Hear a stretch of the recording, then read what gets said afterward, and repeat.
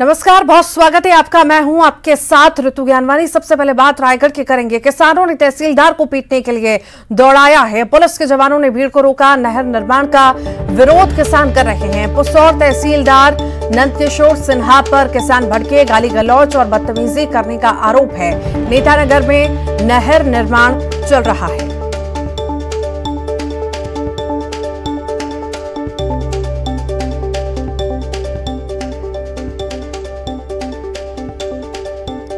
तो नहर निर्माण चल रहा है जिसका किसान विरोध कर रहे हैं। किसानों ने तहसीलदार को पीटने के लिए दौड़ाया भी है। ये बड़ी खबर इस वक्त आपको बता रहे हैं। पुलिस के जवानों ने भीड़ को रोका। किसानों का हंगामा देखने को मिल रहा है और कई सारे आरोप तहसीलदार पे किसान लगा रहे हैं। नहर निर्माण का विरोध किसान कर रहे हैं।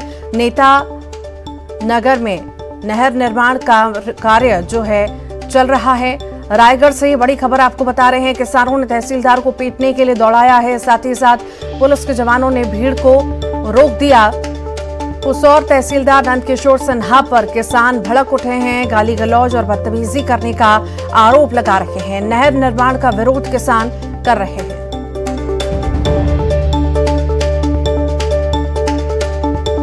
और ज्यादा जानकारी के लिए हरपाल हमारे साथ जुड़ गए हैं। हरपाल, नहर निर्माण का काम चल रहा है जिसका किसान विरोध कर रहे हैं और साथ ही कई सारे आरोप तहसीलदार पर लगा रहे हैं। आखिर क्या है पूरा मामला?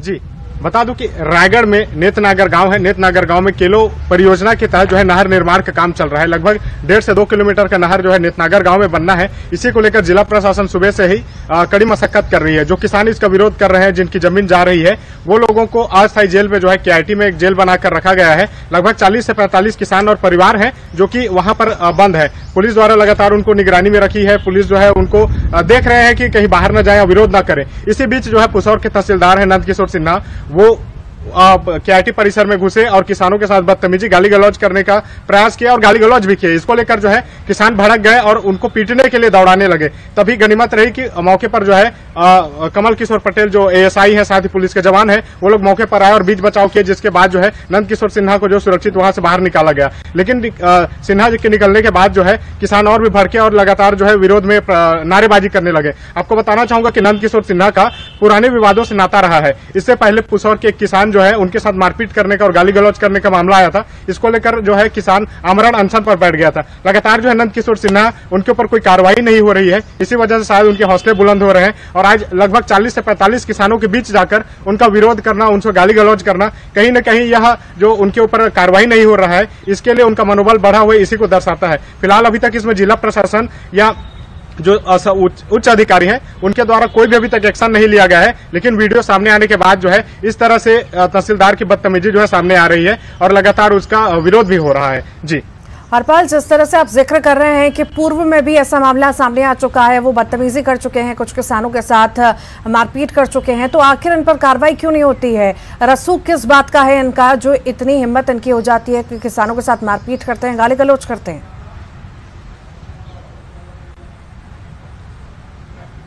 जी, अब तहसीलदार के पीछे कौन से राजनीतिक षड्यंत्र है या कौन इसके पीछे है, ये तो कहने स्पष्ट नहीं है। लेकिन अगर बात करें जो लिखित शिकायत मिलने के बाद भी उनके ऊपर कोई कार्रवाई नहीं हो रही है, तो कहीं न कहीं उनके हौसले जो है और बुलंद हो रहे हैं। अब इसके पीछे कारण क्या है, ये सर्वोच्च अधिकारी को जांच करना चाहिए। क्या उनकी मिलीभगत है, ये भी एक जांच का विषय है। क्योंकि बिना शीर्ष अधिकारी के समर्थन के कोई भी नीचे स्तर का अधिकारी इस तरह की हिमाकत नहीं कर सकता। और तहसीलदार जो है उनके ऊपर एसडीएम है, जिला कलेक्टर है, उनके बाद भी जो है लगातार शिकायतों के बाद अभी तक तहसीलदार के ऊपर कोई एक्शन नहीं लिया गया है। इसीलिए उनके हौसले लगातार बढ़ते आ रहे हैं। जी ठीक, बहुत बहुत शुक्रिया हरपाल जानकारी को साझा करने के लिए।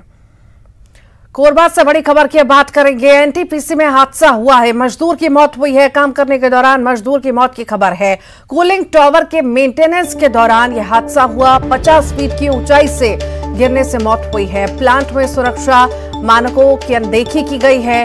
दर्री पुलिस मामले की जांच में जुटी हुई है। और ज्यादा जानकारी के लिए अब्दुल जुड़ गए हैं। अब्दुल, हादसा हुआ है, मजदूर की मौत हुई है, कैसे हुई, जानकारी दीजिए।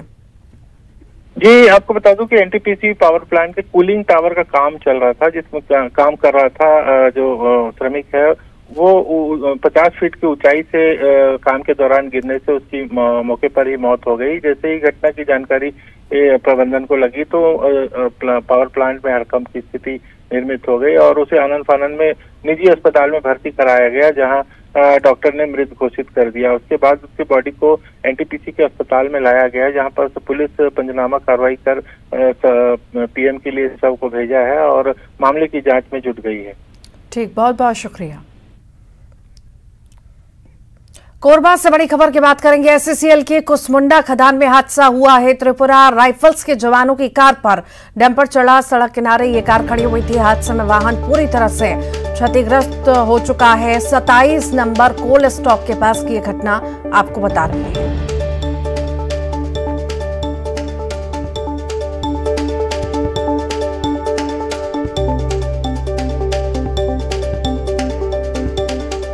ये हादसा हुआ है और हादसे में वाहन किस तरह से पूरी तरह क्षतिग्रस्त हुआ है आप देख रहे हैं। 27 नंबर कोल स्टॉक के पास ये घटना घटित हुई है। एससीसीएल के कुसमुंडा खदान में ये बड़ा हादसा हुआ है।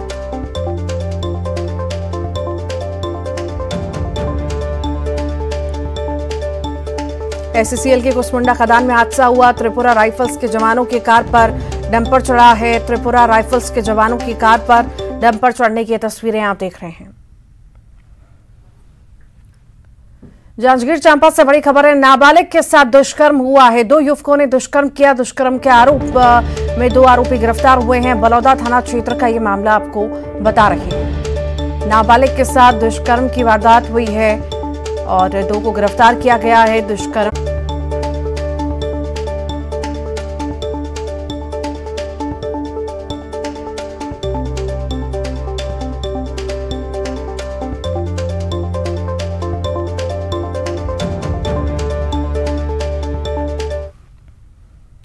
रायपुर से बड़ी खबर की बात करेंगे। ब्लैकमेल करने का आरोपी गिरफ्तार हुआ है। युवती की खींची थी फोटो, बता दें आपको, नहाते हुए तस्वीर खींची थी। परिवार से पैसे की मांग कर रहा था। सरस्वती नगर थाना क्षेत्र का ये मामला है। आरोपी से पूछताछ में फिलहाल पुलिस जुटी हुई है।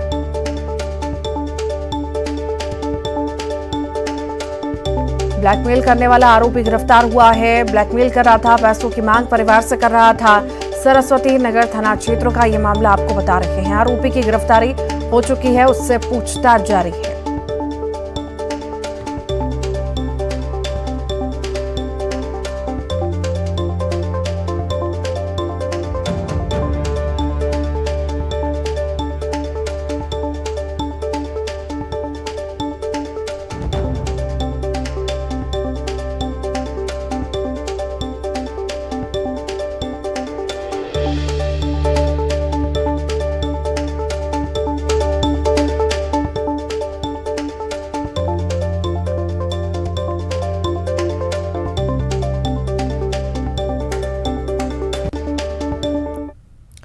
रायपुर से बड़ी खबर की बात करेंगे। प्रति एकड़ 20 क्विंटल धान खरीदी पर सियासत अब तेज हो गई है। पूर्व मंत्री अजय चंद्राकर ने सरकार पर हमला बोला।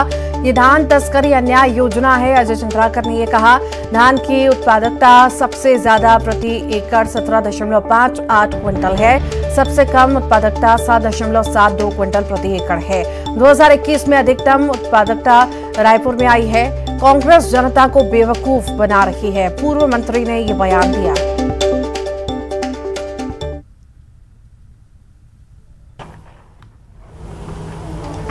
छत्तीसगढ़ के मुख्यमंत्री श्री भूपेश बघेल जी ने 20 क्विंटल धान खरीदने की घोषणा विधानसभा में की थी।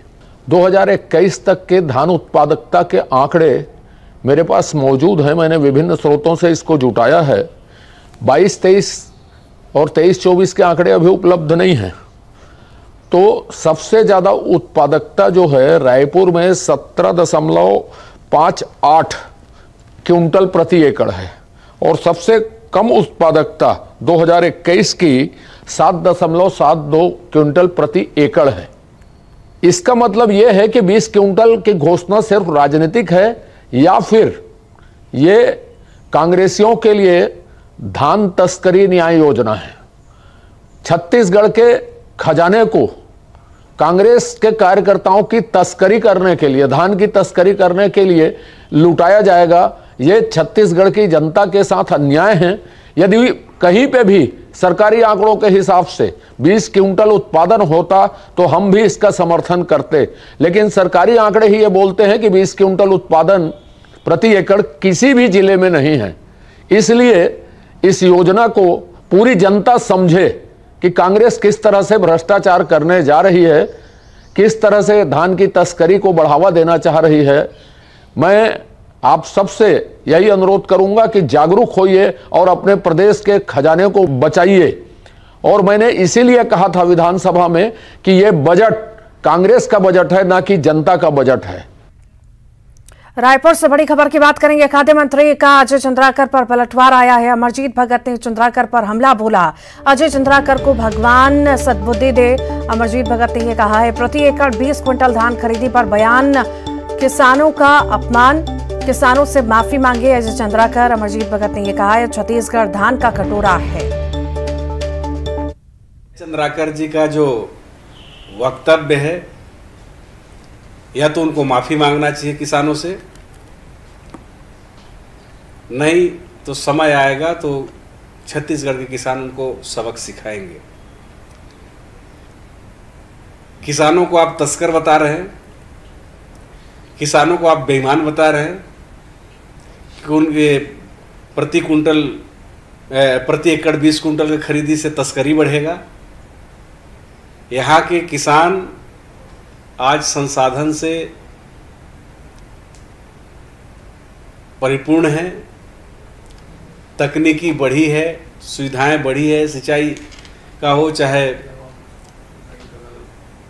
उन्नत किस्म का बीज हो, दवाई हो, अन्य तकनीकी सुविधा हो, सभी का विस्तार हुआ है और आज लोगों का प्रति एकड़ उत्पादन भी बढ़ा है। जगदलपुर से बड़ी खबर है। केंद्रीय गृह मंत्री के दौरे पर सियासत अब शुरू हो चुकी है। आबकारी मंत्री कवासी लखमा ने बयान दिया, कांग्रेस के विधायकों को नहीं बुलाया गया। लखमा ने यह कहा है जिन्हें बुलाया उनकी बेइज्जती की गई है। बीजेपी ने 15 साल में पोटकपल्ली को कुछ नहीं दिया, कांग्रेस ने बिजली और सड़क दिया है। ये कवासी लखमा ने बयान दिया है।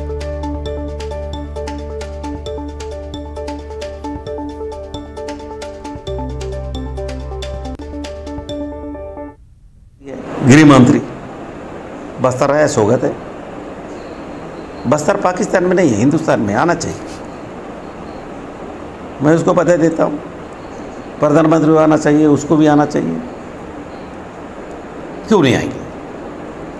लेकिन हम लोग तो कांग्रेस पार्टी के लोग हैं, हमको नहीं बुलाया, लेकिन उनको भी खाली अब माला पहनाने के अलावा नमस्ते भी नहीं किया है। जो भारतीय जनता पार्टी के बड़े बड़े लोग कितना बेइज्जती किया है। हमारा बेइज्जती नहीं, उनको हुआ है। रायपुर से बड़ी खबर है। अमित शाह के बस्तर दौरे पर लखमा ने तंज कसा। कवासी लखमा के बयान पर बीजेपी ने पलटवार किया है।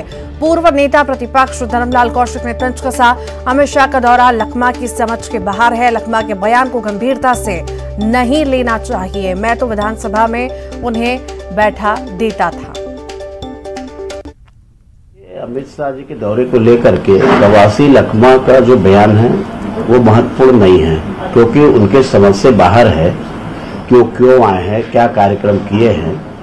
उनको शायद ये भी नहीं मालूम होगा कि सीआरएफ का 84वां उनका वर्षगांठ था और उसमें जब वो कार्यक्रम में आए हैं और उनके बीच में घोर नक्सली एरिया में क्या संदेश देना चाहते हैं, तो कवासी लखमा के ऊपर निकल गया, उनके समझ के बाहर है। इसलिए उसके बयान को उतना गंभीरता से लेने की आवश्यकता नहीं है। आप लोगों ने विधानसभा में देखा है, मैं तो प्रश्न के समय उनको बैठा देता था कि आप बैठ जाइए, आपकी बस की बात नहीं है। तो कहाँ अमित शाह जी के बारे में उनके वर्षन को आप बात करेंगे। रायपुर से एक और बड़ी खबर है। राजधानी में जल्द खुलेगी 110 नई राशन दुकानें। नई राशन दुकानों के संचालकों से अनुबंध की प्रक्रिया पूरी हो चुकी है। पुरानी दुकान से नई दुकानों में कार्ड शिफ्टिंग की प्रक्रिया शुरू हो चुकी है। प्रत्येक दुकान में न्यूनतम 500 कार्डधारी अब राशन ले सकेंगे। रायपुर में अब 240 से अधिक राशन दुकानें हो जाएंगी।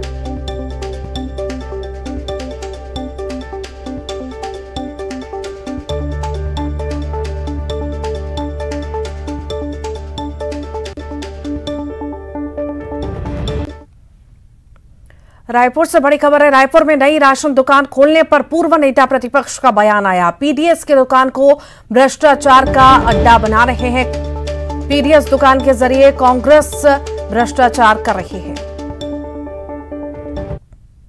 अड्डा जो है, देखिए अभी हम लोग जो विधानसभा में लगातार उठा रहे हैं और इस बात को मंत्री जी ने स्वीकार किया है कि अनेक दुकानों में गड़बड़ियां पाई गई है, कुछ के खिलाफ में कार्रवाई किए हैं। तो ये लगातार सुविधा नहीं दे रहे हैं, बल्कि भ्रष्टाचार को बढ़ावा देने का एक अड्डा बना रहे हैं। नियुक्तियां होनी है और नियुक्तियों में किस प्रकार के लेन देन, ये जो वीडियो विधानसभा के माध्यम से हम लोगों ने प्रयास किया था कि इसको पटल पे रख देते हैं कि जैसे जैसे गर्मी बढ़ रही है, इंसानों के साथ साथ जीव जंतुओं को भी इससे परेशानियां हो रही हैं। प्याज की तड़प ऐसी कि कोबरा जैसे जहरीले सांप भी शांत हो गए। कोरबा से भीषण गर्मी के बीच बोतल से पानी पीते कोबरा सांप का वीडियो सामने आया। तस्वीर देखिए, गुस्से में फुफकारने वाला कोबरे को जब पानी की शीतलता मिली तो शांत हो गया। स्नेक रेस्क्यू टीम के प्रमुख जितेंद्र सारथी का ये वीडियो है जो कोबरा को पानी पिला रहे हैं। दरअसल जितेंद्र ने कोबरा का रेस्क्यू किया था, जिसे जंगल छोड़ने गए थे। जंगल में छोड़ने से पहले सांप को उन्होंने बोतल से पानी पिलाया, जिसका वीडियो अब वायरल हो रहा है।